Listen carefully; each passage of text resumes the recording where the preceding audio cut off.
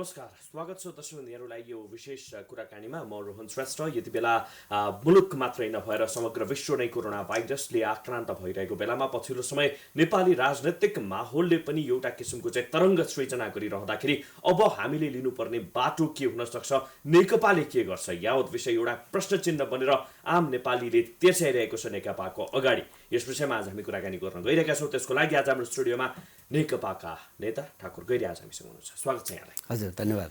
सबैभन्दा पहिला त मुलुक मात्रै नभएर समग्र विश्व नै कोरोना भाइरसले आक्रान्त बनिरहेको बेलामा नेकपाले लिएको स्ट्राटेजीलाई कसरी हेर्नुहुन्छ? यो कोरोना भाइरसमा अलिकति केन्द्रित भएर अनि त्यसपछि राजनैतिक माहौलतिर जाउँ। अझै सुरुमा आज मे दिवस मजदुर दिवस अन्तर्राष्ट्रिय मजदुर दिवसको दिन हो। म यो मजदुरहरूको हक अधिकारको निम्ति लड्दै बलिदान दिने योद्धाहरूप्रति म सम्मान गर्न चाहन्छु, श्रद्धाञ्जली व्यक्त गर्न चाहन्छु। आगामी दिनमा मजदुरहरूका आवाजहरू अझ बढी बुलन्द हुन्, मजदुरहरूको हक अधिकार अझ स्थापित होस् र उहाँहरूले अगाडि सारेको समग्र अधिकार स्थापित भएर मजदुरहरूले एउटा सम्मानित जीवन जिउने परिस्थितिको निर्माण गर्न सकौँ। म यसर्थ आजको यो महत्त्वपूर्ण दिनमा हार्दिक शुभकामना व्यक्त गर्न चाहन्छु।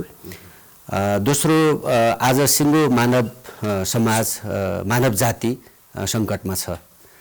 कोरोना भाइरसको कारणले आज मानवमाथि एउटा ठुलो विपत्ति आइपरेको छ र यो मानवप्रति आइरहेको यो विपत्तिलाई बाट मानव जातिको सुरक्षा गर्नको लागि, मानव जातिको मुक्ति गर्नको लागि आज WHO ले जारी गरेको आचार संहिता र नेपाल सरकारले जारी गरेको निर्णय, यसलाई कार्यान्वयन गर्ने, आफ्नो घरमा सुरक्षित बस्ने, स्वास्थ्यका बारेमा सचेत हुने, पौष्टिक आहार विहार गर्ने, नियमित हात धुने र सरल जीवन र एउटा स्वाभिमानी जीवनका साथ यो कोरोनालाई परास्त गर्ने अभियानमा हामी छौँ। यसमा सरकारले यो कोरोना आक्रान्त भइरहेको बेला सबभन्दा बढी पीडित मजदुरहरू नै हुनुभएको छ। त्यसकारणले त्यो विभिन्न कारखानामा काम गर्ने, विभिन्न उद्योग धन्दामा विभिन्न पेसा क्षेत्रमा काम गर्ने मजदुरहरूको सुरक्षाको निम्ति, उहाँहरूको चाहिँ जीवनयापनको निम्ति सरकारले अझ विशेष योजना अगाडि सारोस्, त्यसलाई कार्यान्वयन गरोस् भन्न चाहन्छु। र जो सङ्क्रमित हुनुहुन्छ उहाँहरूको उपचारमा अहिले नेपालको अस्पतालहरूले, डाक्टरहरूले, सुरक्षाकर्मीहरूले, नर्सेसहरूले जुन महत्त्वपूर्ण योगदान गर्नुभएको छ, म आजको दिनमा उहाँहरूप्रति उच्च सम्मान व्यक्त गर्न चाहन्छु, हौसला प्रदान गर्न चाहन्छु। यो धेरै ठुलो कन्ट्रिब्युसन हो र यो अहिले चाहिँ हामी नेपालमा एउटा खुसीको कुरा मान्नुपर्छ।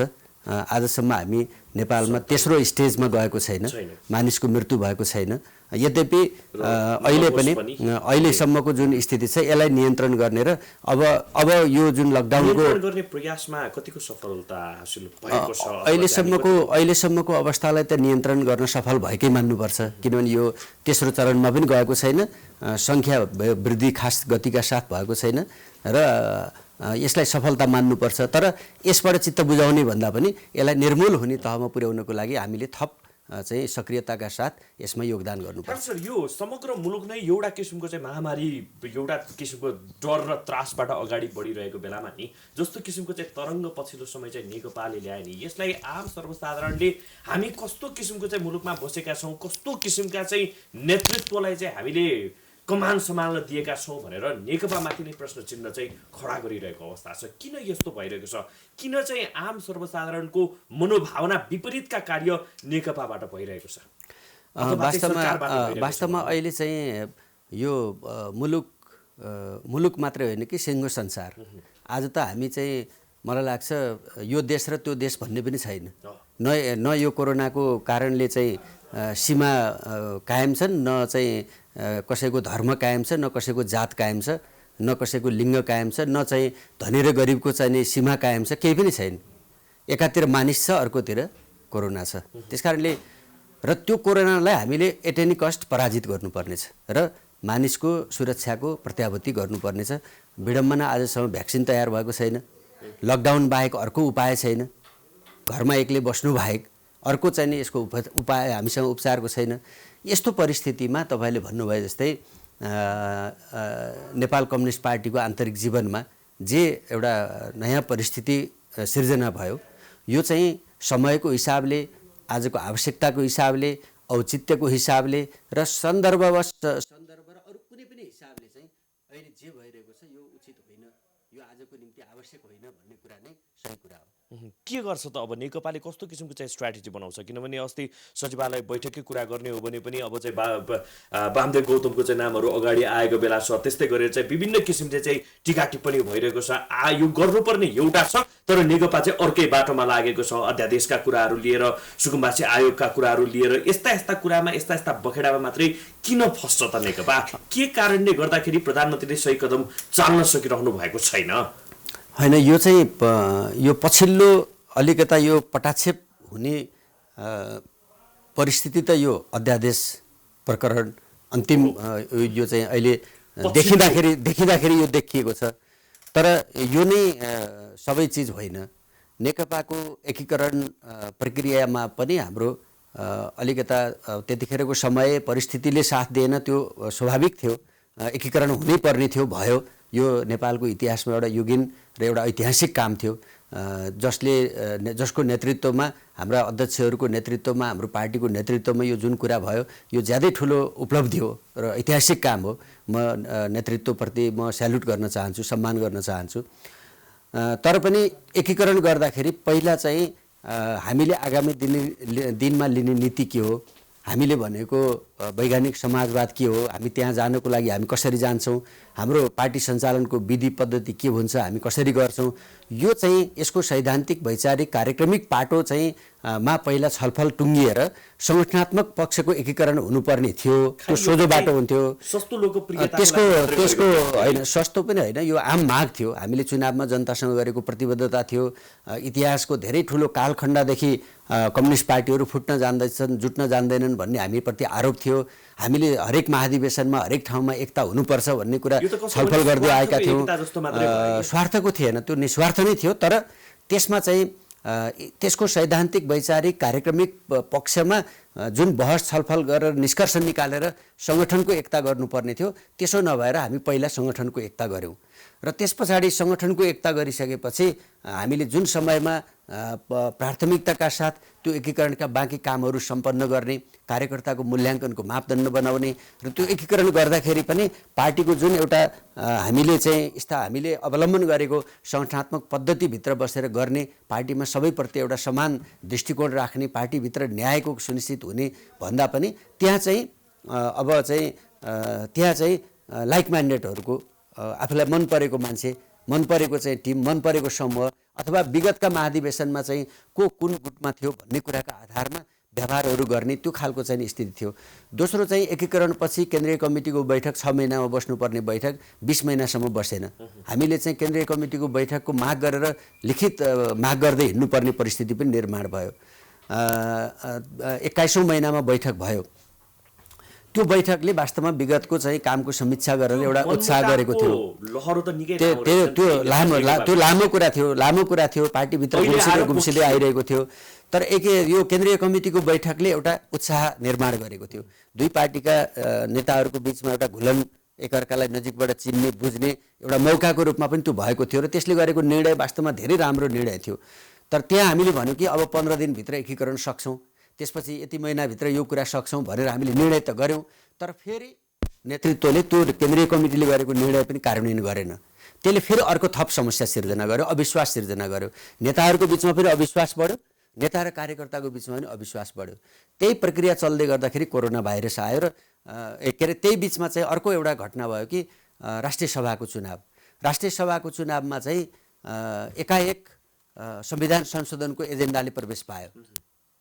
राष्ट्रिय सभाको सदस्य प्रधानमन्त्री हुन पाउने भन्ने प्रयोजनका लागि कार्यदल गठन गर्यो भन्ने कुरा भएपछि त्यो चाहिँ अत्यन्त गलत निर्णय थियो भन्ने कुरा चाहिँ जनमत पैदा भएर फेरि पार्टी त्यो चाहिँ कार्यदल खारेज गरेर त्यो निर्णयबाट व्यक्त भयो।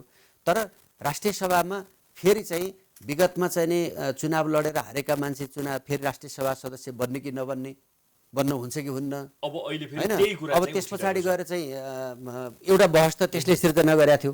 फेरि अहिले आएर चाहिँ सचिवालयले चाहिँ वामदेव गौतमलाई चाहिँ राष्ट्रिय सभामा पठाउने भनेर निर्णय गर्यो। तर त्यसको कार्यान्वयन भएन। पटक फेरि त्यसले गलत चाहिँ निर्णय किन गर्छ त्यसले त्यो घटनाले फेरि चाहिँ नेतृत्वका बिचमा थप अविश्वास सिर्जना गर्यो र बिचमा कोरोना थियो। सबै हामी अरू सबै पुरानो कुरा बिर्सेर चाहिँ कोरोना विरुद्धको लडाइँमा सबै सामेल भएकै स्थिति थियो। सबै लकडाउनमा बसिरहेको स्थिति थियो। एकाएक अध्यादेश आयो र त्यसले चाहिँ विगतदेखि अहिलेसम्मका सबै चाहिँ घटनाहरूको एउटा पटाक्षेप जस्तो यो परिस्थितिले गर्दाखेरि अबको बाटो के त? नेकपामा एउटा नेकपाको बाटो के अब? नेकपाको आन्तरिक जीवनमा अहिले एउटा ज्यादै ठुलो र ज्यादै गम्भीर सङ्कट पैदा भएको छ। नेकपाको भविष्यसँग यति बेला मुलुकको भविष्य चाहिँ जोडिरहँदाखेरि नेकपाको भविष्य अब नेकपाले चाहिँ कस्तो किसिमको बाटो अवलम्बन गर्छ भनेर चाहिँ सबैले हेरिरहेको बेला छ। अहिले चाहिँ सिङ्गो देशको ध्यान नेकपाप्रति छ। पार्टी कार्यकर्ताको ध्यान नेकपाप्रति छ। नेकपालाई मतदान गर्ने हरेक नागरिकको ध्यान नेकपाप्रति छ। नेकपालाई मतदान नगरे पनि नेकपाको नेतृत्वमा मुलुकको भविष्य उज्जवल हुन्छ, हुनुपर्छ भन्नेहरूको ध्यान र आम नेपाली जनताको ध्यान मात्रै होइन, संसारको ध्यान आज नेकपाप्रति र नेपालप्रति छ र यो नेकपाको आन्तरिक जीवनका कारणले। र यसमा अब नेकपाले लिने बाटो के हो त? अब ऊ कसरी अगाडि बढ्नुपर्छ? तपाईँहरूले चाहिँ कसरी चाहिँ नेकपालाई अगाडि बढाउने, कसरी चाहिँ सरकारलाई हाँक्ने भन्ने कुरा चाहिँ सोच्नु भएको छ? किनभने यति बेला चाहिँ प्रधानमन्त्रीको राजीनामादेखि लिएर हरेक कुरा चाहिँ यति बेला चाहिँ जोडेर आएको छ भन्दाखेरि अब नेकपाले अवलम्बन गर्ने बाटो, कार्यदिशा चाहिँ के त? कार्यदिशामा ठुलो केही फरक कुरा छैन, एउटै कुरा छ। कार्यदिशा भनेको आजको आम नेपाली जनताको हरेक नागरिकको एउटै चाहना हो। त्यो नेकपा जुन एकीकरण भएर बनेको छ त्यो नेकपा अब चाहिँ नि विभाजित होइन, यो अरू थप एकताबद्ध भएर अगाडि बढ्नुपर्छ। यो चाहिँ आजको देशको आवश्यकता हो, यो आम जनताको चाहना हो। त्यसकारणले पार्टी नेतृत्वबाट पार्टीको कमिटीबाट म भन्छु कमिटीबाट चाहिँ पार्टी एकता आगामी दिनमा थप मजबुत हुने, थप बलियो हुने र नेकपाको नेतृत्वको सरकार सम्पूर्ण रूपले सफल सरकारको रूपमा स्थापित हुने कुरा नै आजको नेकपाको हरेक नेताहरूको, हाम्रो सबैको साझा जिम्मेवारी हो। त्यो जिम्मेवारी पुरा गर्नको लागि सबै एकताबद्ध हुनुपर्छ भन्ने कुरा आजको आवश्यकता हो। र हामी त्यो म जस्ता लाखौँ कार्यकर्ताहरू यो पार्टीको एकता कायम राख्नको लागि र यसलाई बलियो बनाउने अभियानमा लागिरहेका छौँ। अब त्यसको सूत्र के हो? त्यसको डिपार्चर पोइन्ट के हो त भन्दाखेरि त्यसका दुईटा पक्ष छन्, पाटा छन्। एउटा चाहिँ यो अहिलेसम्म पार्टीभित्र गुम्सिएर अहिले पटाक्षेप भएको घटनालाई फेरि चाहिँ खास नेताहरू बसेर पदको बाँडफाँड गरेर, पदको लेनदेन गरेर, नयाँ समझदारी गरेर टुङ्ग्याउने एउटा बाटो यो। अर्को बाटो भनेको चाहिँ यसको स्थायी समितिको बैठक बसेर त्यो बैठकबाट व्यापक छलफल गरेर, संवाद गरेर, बहस गरेर, आलोचना गरेर, आत्मालोचना गरेर, कसैलाई चाहिँ नि अलि नमिठो शब्दमा भन्नुपर्ने छ भने पनि भनेर, रिसाउनु पर्ने छ भने रिसाएर, ततमम गर्नुपर्ने छ भने गरेर त्यो बैठकबाट चाहिँ पार्टीलाई एक ढिक्का बनाएर प्रस्तुत गर्ने कुरा, त्यहाँबाट चाहिँ एउटा सङ्गठित रूपले पार्टीको विधान बमोजिम, पार्टीको पद्धति बमोजिम, पार्टीको स्थापित हाम्रो मान्यता बमोजिम निर्णय गरेर जानुपर्छ। त्यसले पार्टीलाई एकताबद्ध पनि गर्छ, आम कार्यकर्तालाई, जनतालाई खुसी पनि बनाउँछ र यो निर्णय दीर्घकालीन पनि हुन्छ। र त्यसको लागि केन्द्रीय कमिटीले चाहिँ अनुमोदन गर्ने बाटोमा लिएर जानुपर्छ। हाम्रो पार्टीकोले घोषणा गरेको हाम्रो विधि विधान छ, प्रणाली छ, पद्धति छ, हाम्रो सङ्गठनात्मक निर्णय छ। त्यसमा हामीले के भन्छौँ भन्दाखेरि यो पार्टी व्यक्ति प्रधान पार्टी होइन, यो पार्टी चाहिँ नीति प्रधान पार्टी हो, विचार प्रधान पार्टी हो। यो व्यक्ति प्रधान होइन, यो चाहिँ विधि प्रधान पार्टी हो। यसमा चाहिँ कमिटीमा आलोचना गर्न पाइन्छ, गाली गर्न पाइन्छ, असहमति राख्न पाइन्छ, नोट अफ डिसेन्ट लेख्न पाइन्छ, तर कमिटीले निर्णय गरेपछि त्यो मेरो लागि त्यो मृत्यु पत्र नै किन नहोस्, त्यो लागू गर्नुपर्छ भन्ने चाहिँ हाम्रो सिस्टम हो। त्यसकारणले चाहिँ यो चाहिँ पहिलो विकल्प के हो? पहिलो र अन्तिम यो दुईटै विकल्प चाहिँ यो कमिटीको बैठक बस्ने र त्यहाँबाट निर्णय गर्ने हो। पीएमको राजीनामा माग गरिरहेको छ नेकपा भित्रैबाट पनि होइन। अब यो चाहिँ विभिन्न मिडियामा राजीनामा दिनुपर्छ, राजीनामा दिनु पर्दैन, यो सरकार जसरी चलिरहेको छ त्यही ठिक छ, सरकार करेक्सन हुनुपर्छ, पार्टी जसरी चलिरहेको छ त्यही ठिक छ, यो तरिका ठिक भएन, यो करेक्सन हुनुपर्छ, यो विषयमा आज मानिसहरूका, कार्यकर्ताहरूका आफ्नै दृष्टिकोणहरू, एनालाइसिसहरू, अभिमतहरू छन्। म यो तपाईँको टेलिभिजन मार्फत के भन्न चाहन्छु भने हाम्रा चाहिँ पार्टीमा असहमति पनि होलान्, सहमति पनि होलान्। हाम्रो पार्टीमा कोही नेता मलाई मनपर्ने पनि हुनु होला, कोही मन नपर्ने पनि होला। ढङ्गबाट भन्दा त्यसको बताउनु पर्दाखेरि नि 2-3 वटा विकल्प यति बेला चाहिँ विश्लेषकहरूले पनि दिइरहेको बेला छ हैन। त्यसको प्रस्तुत गर्ने ठाउँ कहाँ हो भन्दा केन्द्रीय कमिटी हो, स्थायी समिति हो। आफूलाई लागेको कुरा राख्ने ठाउँ कहाँ हो भन्दा पार्टीले निर्देशित गरेको विधि बमोजिम कुरा गर्नुहुन्छ भने आफूलाई लागेको असहमति, आफूलाई लागेको सहमति, आफूलाई लागेको टिप्पणी, आफूलाई लागेको आलोचना राख्ने ठाउँ कमिटी हो। त्यसकारणले स्थायी समितिका सदस्यहरूले बैठकको पनि माग गर्नुभएको छ। त्यो बैठकको आयोजना गर्ने, त्यो बैठकमा सम्पूर्ण कुरा निर्णय लिने हो, त्यहाँबाट निर्णय गर्ने।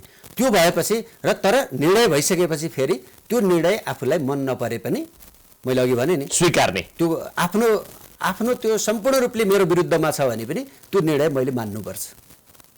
यो हाम्रो प्रणालीको कुरा हो। त्यसकारणले त्यो ठाउँभन्दा अन्तबाट गरिएको निर्णयले, खोजिएको समाधानले मलाई लाग्छ यसले लामो समयसम्म, अहिले तत्कालको लागि केही समाधान त देला, तर पार्टीको साँच्चै दीर्घकालीन हिसाबले हामीले जुन वैज्ञानिक समाजवादमा पुग्ने कुरा गरेका छौँ, हामीले चुनावमा जनतासँग जुन प्रतिबद्धता गरेका छौँ त्यसलाई कार्यान्वयन गर्ने। पार्टीभित्रैबाट चाहिँ पीएमको राजीनामाको माग पनि भइरहेको छ भनेदेखि अर्कोतिर जेन्टलम्यान एग्रिमेन्ट, प्रचण्डसँगको जेन्टलम्यान एग्रिमेन्टको कुराहरू पनि आइरहेको छ। त्योदेखि बाहेक आएर पीएम आफैले नै वामदेव गौतमलाई चाहिँ संविधान संशोधन गरेरै भए पनि प्रधानमन्त्री बनाउने कुरामा चाहिँ एक किसिमले चाहिँ एउटा अभिव्यक्ति दिइसक्नु भएको छ।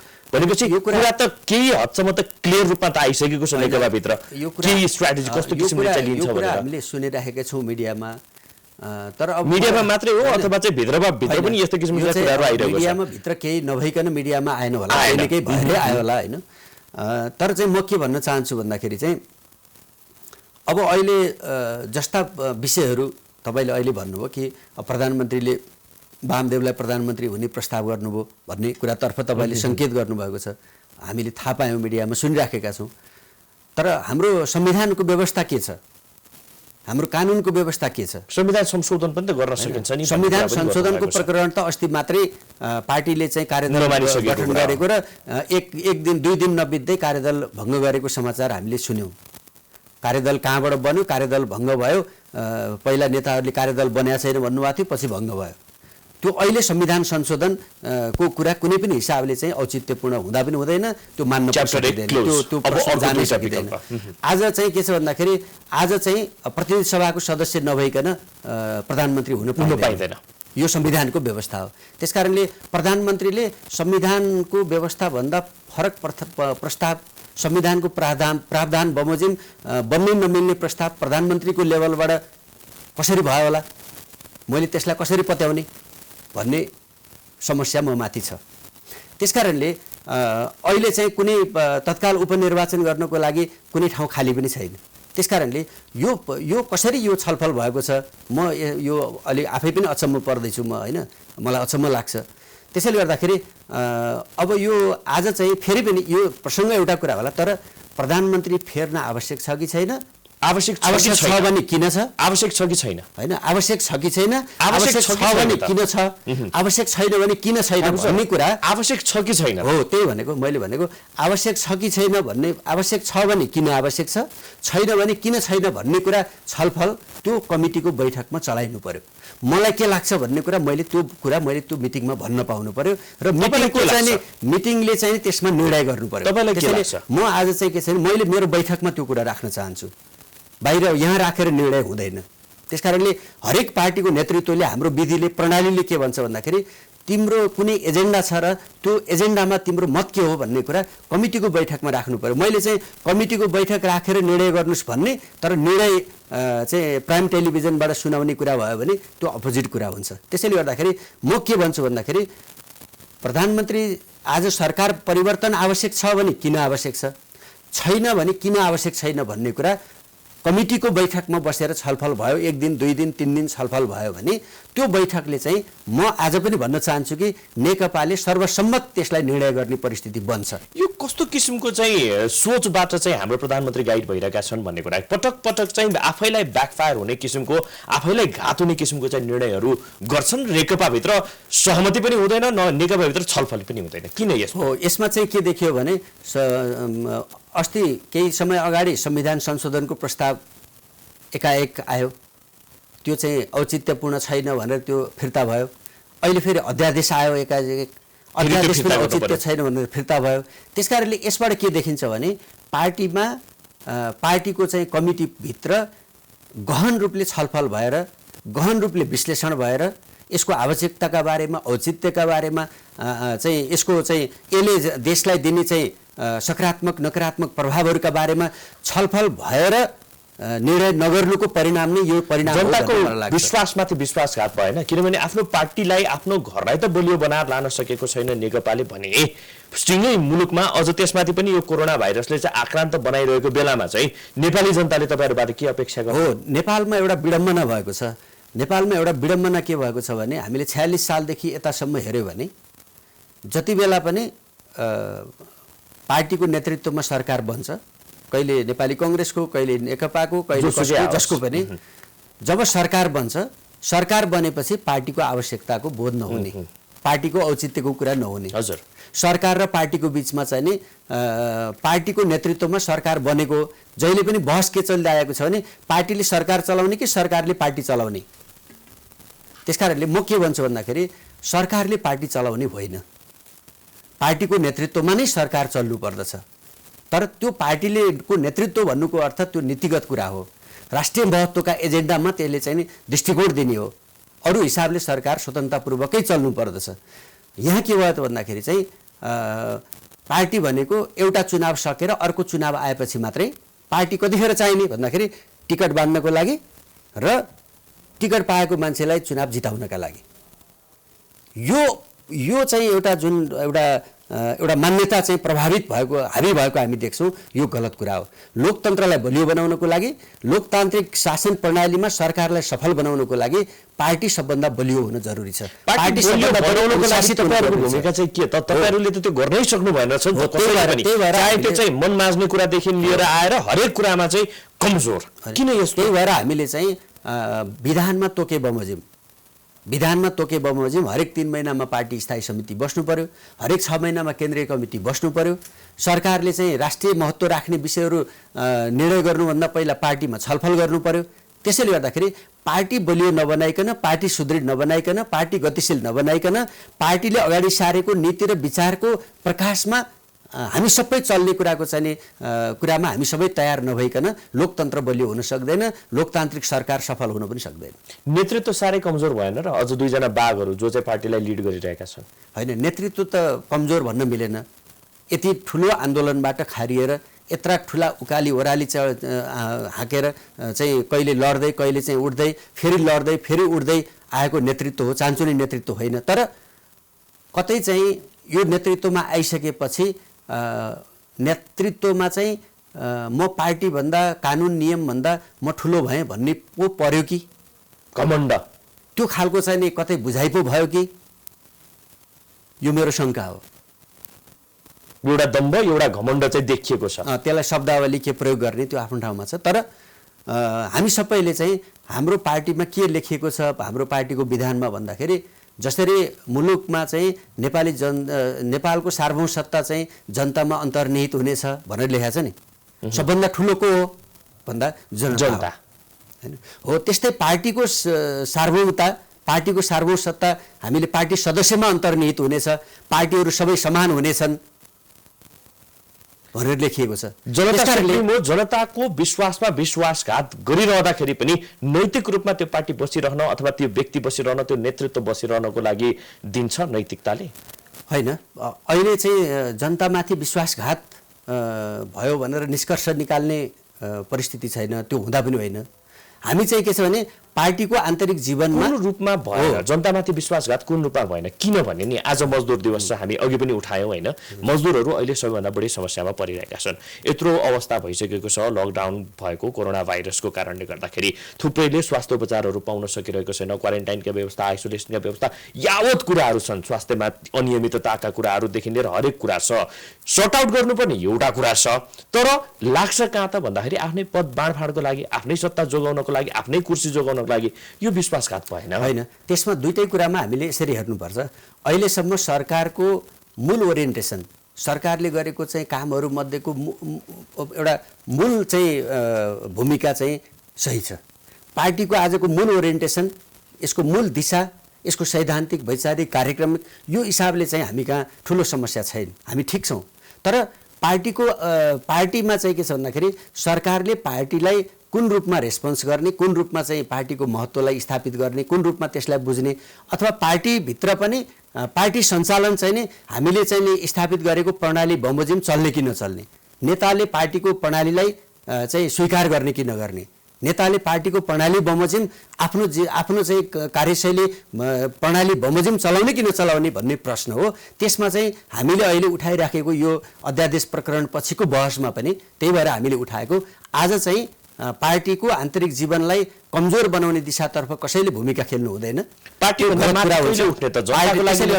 हो त्यो भनेको चाहिँ जब पार्टी चाहिँ आफ्नो विधान बमोजिम हामीले स्थापित गरेको लेनिनवादी संगठनात्मक पद्धति भनेर हामीले भन्छौँ, त्यस बमोजिम हामी सबै त्यसको प्रमुख नेतादेखि हामीसम्म हामी जब चल्न थाल्छौँ यसको समाधान भएर जान्छ। कहिले चल्छ? यो यही प्रकरणबाट चल्नु पर्यो। अहिले यो चाहिँ जुन बहस चलिरहेको छ, अहिले पार्टीको आन्तरिक जीवनमा जे सङ्कट पैदा भएको छ यसको समाधान पनि त्यो विधिभित्र बसेर खोज्नु पर्यो र आगामी दिनमा चाहिँ कसैले पनि विधि उल्लङ्घन नगर्ने सेन्ट्रल कमिटी मिटिङबाट नै त्यो सेन्ट्रल कमिटी हो, त्यो सेन्ट्रल कमिटी हो, त्यो स्थायी समिति हो। के हुन्छ अब एकदमै हामी समयको चाहिँ अन्त्यतिर आउँदैछौँ होइन, जाँदा जाँदै ठ्याक्कै रूपमा बताइदिनुहोस् आम सर्वसाधारणले ट्याक्कै बुझ्ने गरेर चाहिँ अब के गर्यो भने चाहिँ साँच्चै नै निकास चाहिँ सही पाउँछ नेपाली जनता। यसमा त म के भन्छु भन्दाखेरि देशभरिको आम पार्टी पङ्क्तिलाई एकताको पक्षमा चाहिँ नि एकताको पक्षमा एकीकरणको पक्षमा पार्टी नीति र विधि अनुसार चल्नुपर्छ भन्ने पक्षमा दृढतापूर्वक खडा हुनको लागि म अपिल गर्छु, नम्बर 1। नम्बर 2, नेताहरूलाई चाहिँ पार्टीको कमिटीभित्र बसेर पार्टीको चाहिँ स्थायी कमिटीभित्र, पार्टीको सचिवालयभित्र, पार्टीको केन्द्रीय कमिटीभित्र बसेर समाधान खोज्नको लागि म आग्रह गर्छु र त्यो नै समाधानको यो आजको समस्या समाधान गर्ने र त्यो निर्णयले भोलिसम्म चाहिँ यो स्थायी ढङ्गले रहने कुराको लागि त्यो नै विधि हो र त्यो प्रक्रियाबाट जानको लागि नेतृत्वको ध्यानाकर्षण पनि गर्छ। सधैँ छलफलमा मात्रै केन्द्रित हुँदाखेरि खालि त्यो छल गरेर फलको आशा चाहिँ हुँदैन भन्ने किसिमको चाहिँ जुन बुझाइ छ नि त्यो मात्रै पो हुने हो कि छल भनेको छलफलमा मात्रै केन्द्रित हुने होइन, छलफललाई विषयान्तर गर्ने ढङ्गले अनावश्यक विषय प्रस्तुत गरेर चाहिँ त्यो अनावश्यक विषय प्रस्तुत गरेर छलफललाई अन्यत्र डाइभर्ट गर्ने कुरा कसैबाट हुनु भएन। जे आजको समस्या छ पार्टीभित्र जे प्रश्न उठेका छन्, कतिपय नेताप्रतिका प्रश्न होलान्, कतिपय विधिप्रतिका प्रश्न होलान्, कतिपय नीतिका प्रश्न होलान्, कतिपय सरकारका बारे प्रश्न होलान्, कतिपय चाहिँ नि निर्णय प्रक्रियाका प्रश्न होलान्, ती प्रश्नहरूको चाहिँ नि समाधान हामीले त्यही एजेन्डामा सूत्रबद्ध एजेन्डामा छलफल गरेर तिक्तता त देखिसकियो होइन। तिक्तता त त्यही भएर पार्टीमा हामीले विगतमा त्यही भएर आलोचनाको चाहिँ प्रणाली राखेका छौँ। आलोचना गरेर कोही सानो हुँदैन, आत्मालोचना गरेर कोही सानो हुँदैन। फेरि पनि जति तिक्त भए पनि हामी सँगै बसेर चाहिँ छलफल गर्नैपर्छ, बहस गर्नैपर्छ, संवाद गर्नैपर्छ र त्यो छलफल बहस संवादका निम्ति तयार हुनासाथ समाधान पनि निस्किन्छ। पछिल्लो समयलाई हेर्ने हो भनेदेखि नेकपाले आलोचना सहनै खोज्दैन, आलोचना सुन्नै चाहँदैन भन्ने किसिमको चाहिँ बुझाइ पनि छ नि। त्यो समस्या देखिएको छ, त्यो समस्या देखिएको छ। नेता दुईटा, एउटा त नेतृत्वले चाहिँ हामीले नजानेको केही पनि छैन भन्ने ठान्ने, अरूसँग सल्लाह लिनुपर्छ, सुझाव लिनुपर्छ, अरू पनि मान्छे जान्ने छन्, मभन्दा जान्ने पनि छन् भन्ने कुरा सबैले ख्याल गर्नु पर्यो। दोस्रो तपाईँले भन्नुभयो जस्तो अरूको चाहिँ आलोचना सुन्न तयार हुनु पर्यो। यो त हुनैपर्छ। आलोचना सुन्नै नचाहने बरु जेलमा लगेर जति धेरै आलोचना सुन्यो, जति धेरै चाहिँ सुझाव सुन्यो, जति धेरै चाहिँ टिप्पणीहरू सुन्यो, हामी उति बलियो हुन्छौँ। यस्तो सोचले नेकपालाई कहाँ लान्छ? नेकपालाई हामीले अहिलेको यो जुन म के विश्वास राख्छु भने, र म एउटा अभियान पनि छ हाम्रो, यो अहिलेको घटनालाई चाहिँ नेकपा अबको 20-25-30 वर्षसम्म अथवा लामो समयसम्म चाहिँ नेकपाको आन्तरिक जीवनमा आमूल सुधार हुने एउटा टर्निङ पोइन्टको रूपमा यो घटनालाई चाहिँ विकास गरौँ, यो घटनाबाट सिकौँ, यो घटनाबाट चाहिँ त्यो तहको निर्णय गरेर अगाडि बढौँ भन्ने हाम्रो चाहना हो। राम राज्यको कल्पना मात्रै भएन, होइन, त्यो सम्भव छ। हिजो पञ्चायत फाल्ने कुरा राम राज्यको कल्पना थियो, त्यो सम्भव छ भनेको त आज यत्रो वर्ष त बितिसक्यो, तर आज आएर त्यो लहरा तानेर अनि त्यसपछि राणा शासन फाल्ने, राजतन्त्र फाल्ने, राजा ज्ञानेन्द्रको चाहिँ निरङ्कुशता अन्त्य गर्ने, सामन्तवादको अमूल अन्त्य गर्ने कुरा कल्पना जस्तो लाग्थ्यो कसैलाई, तर त्यो सम्भव भयो। भने आज नेकपामा जुन सङ्कट पैदा भएको छ यसलाई चाहिँ विषय केन्द्रित र कमिटीभित्रको छलफलमा हामी प्रवेश गऱ्यौँ भने यसले निकास पाउँछ। फुटको सङ्घारमा गयो भन्ने पनि हामी कुनै पनि हालतले चाहिँ नेकपालाई फुट्न र विभाजित हुन दिँदैनौँ। यसलाई एकताबद्ध गरेर अझै सुदृढ बनाएर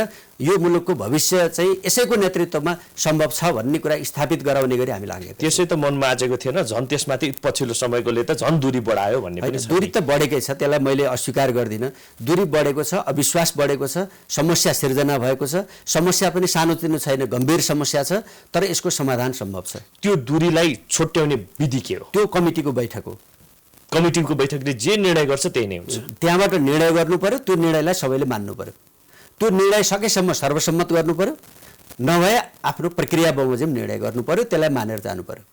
कस्तो किसिमको निर्णयको अपेक्षा गरौँ त नेपाली जनता? म चाहिँ मैले अघि पनि भने कि यो पार्टी फुटेको हेर्न चाहने, कतिखेर नेकपा फुट्छ र दीपावली गरौँला, कति बेला नेकपा फुट्छ र चाहिँ अर्को चाहिँ भोजभतेर गरौँला भन्ने जति पनि चाहनाहरू छन्, ती चाहनाहरूलाई पराजित गर्नको लागि, असफल तुल्याउनको लागि सबैको चाहिँ सबै पङ्क्तिलाई म चाहिँ एकताको पक्षमा, एकतालाई मजबुत गराउने पक्षमा दृढतापूर्वक उभिन र नेतृत्वलाई चाहिँ त्यो कुरा बुझेर बैठकमा जिम्मेवारीपूर्वक छलफलमा सहभागी हुन र बैठकबाट निष्कर्ष निकालेर अगाडि बढ्नको लागि अपिल गर्छु।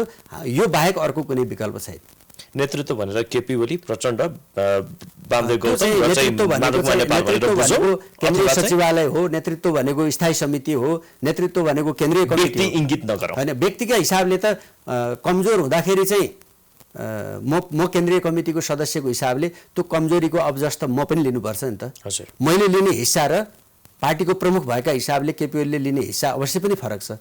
मुख्य जिम्मेवार भएको कारणले मुख्य जिम्मेवारी मुख्य नेताको हुन्छ भने हाम्रो पनि जिम्मेवारी हुन्छ। त्यसैले गर्दाखेरि यो कुनै व्यक्तिले व्यक्तिगत रूपले जिम्मा लिने, जसको अब्जस राम्रो गर्दाखेरिको जस पनि हामी सबैले लिने हो, गलत काम हुँदाखेरिको अब्जस पनि हामी सबैले लिने हो। त्यसकारणले सामूहिक रूपले यसको समाधान खोज्नुपर्छ भनेर मैले भनेको। हजुर, यहाँलाई धेरै धन्यवाद, धेरै धेरै धन्यवाद ठाकुर सर। हाम्रो स्टुडियोमा आइदिनु भयो। नेकपा भित्रको विवाद, त्यस्तै गरेर पछिल्लो समयमा चाहिँ नेकपाले अपनाउन सक्ने रणनीतिको विषयमा चाहिँ यहाँले आफ्नो जानकारीहरू राखिदिनु भयो। यहाँलाई धेरै धेरै धन्यवाद। हस्, धन्यवाद यो महत्त्वपूर्ण अवसरका लागि। हजुर, हस्। दर्शक यहाँलाई पनि धेरै धेरै धन्यवाद। आज हामीलाई साथ दिनुभएकोमा हेर्दै रहनुहोला प्राइम टाइम्स टेलिभिजन। नमस्कार।